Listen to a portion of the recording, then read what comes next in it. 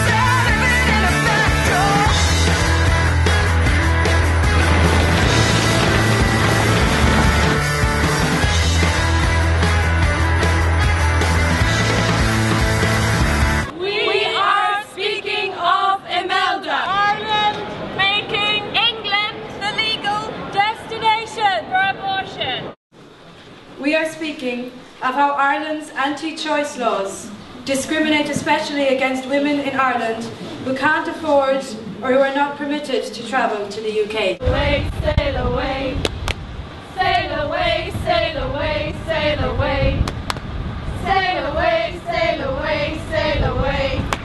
12 women a day, Ireland sends them away across the Irish Sea.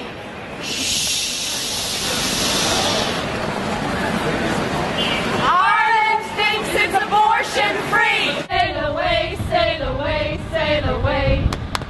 Sail away, sail away, sail away.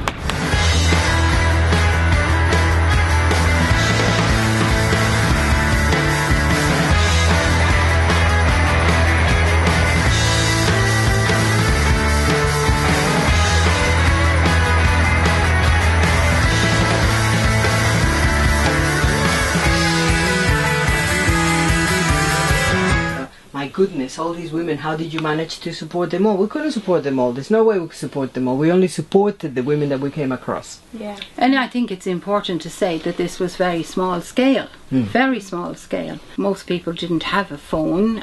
Poor people didn't have a phone. My house at home in Ireland didn't have a phone. No. So people were looking for payphones out in the middle of nowhere. Very often in the countryside, and they feared being overheard and all this kind of thing.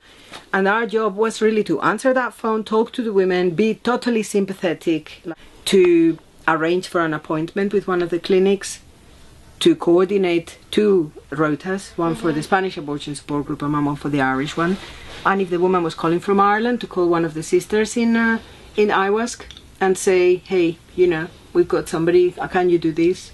And the support groups worked together, and we did a survey of all the clinics So in a sense, it was like saying to the clinics, we're watching you. We met with them, not only to monitor them, but also to make deals as both support groups, about how much would they charge women for an abortion at this stage, at this stage, at this stage. We would hold meetings together with one of their workers, health worker, would take us through the different procedures. Oh, it was very frightening to have to face all this situation and wonder how best you could service women, because it's the service side, including the finding of the money, that's the big issue. Talking about being innovative, I mean, yes, we certainly were very good at that. I'm not an anarchist, but we were always interested in their ability to be able to do public actions that touched a nerve, you know, and also to capture in something artistic that particular problem, that conundrum. And Spain, of course, had an enormous amount of cultural manifestations, like the I Had an Abortion movement, which happened in Italy as well. And that was a real amazing, pretty big movement. All the feminist collectives in Spain had abortion commissions. This was mainly a movement led by women, but there were men supporting part of this, because some of the doctors got arrested and there were trials. The abortion trials in Spain were humongous because the self-inculpations, the rate of them was so big that it was just like hundreds and hundreds of people saying, I've had an abortion, arrest me. Or I've helped someone had an abortion. Somebody who had an abortion stayed with me. I'm a doctor, I've performed an abortion. I'm a nurse, I've helped with an abortion. That did not happen in Ireland. And I can give you oceans of cases where very brave women are afraid to speak out because they believe, and I have to believe, that they know that their children and their grandchildren will be deeply affected. Spanish Catholicism is one thing, Irish Catholicism is another, altogether different, as it is different from Italian Catholicism. In Ireland, the church was part of the resistance against colonialism, and the church was outlawed, you know, for centuries. And then when independence came, the British left, but in their place the vacuum was filled by the Catholic Church, that took over the schools and the social services and many of the institutions. Even now you get arguments from very well-educated people, and sometimes feminists and pro-choice activists, who say, what's the matter with the bloody Irish? Why are they so different? Where is all this exceptionalism coming from? Is Catholicism in the water? Is it in the Guinness? At the level of anti-Irish racism that was going on at the time over the Troubles is exactly replicated now by what goes on with the Muslim community. For us, it was really, we were on our own to find money, and so we created our own culture. We created an alternative Irish community, which was not copper-fastened Irish. I mean, we were internationalists. I was part of the Chile Solidarity Campaign and the Nicaraguan Solidarity Campaign. I still have all the posters. There was a lot of internationalism, yes. And everyone did everything they could. We went to each other's events. And organised joint events. The idea was to control our own lives, our own bodies, our own sexuality, our own everything. In 2014 you have young Irish women working with youngish Spanish women. And also on an intergenerational thing that we're all still here working and together. You're working with us. So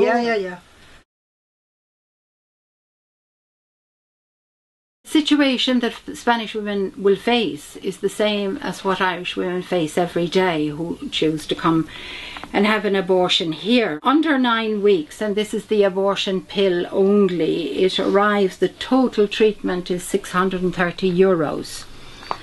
Then it creeps up, let us say up to 14 weeks is €930, all the way to 19 to 24 weeks, which is €2,030, that has to be found before you consider travelling or accommodation. Well, in Ireland it has not improved, right? Travel and different ways of communicating might have improved, or there might have been a diversity of organisations supporting differently, you know. But like in the situation in El Salvador, before the Gallardón law, I would have said, wow, women in El Salvador are facing now what we were facing in Spain 30 years ago. No. What women in Spain are facing now again, and women in Ireland have been facing all the way through. Really liked the phrase that you used, Dan, which was Groundhog Day for the Irish women and Deja Vu for Spanish women. It's always very deja vu again.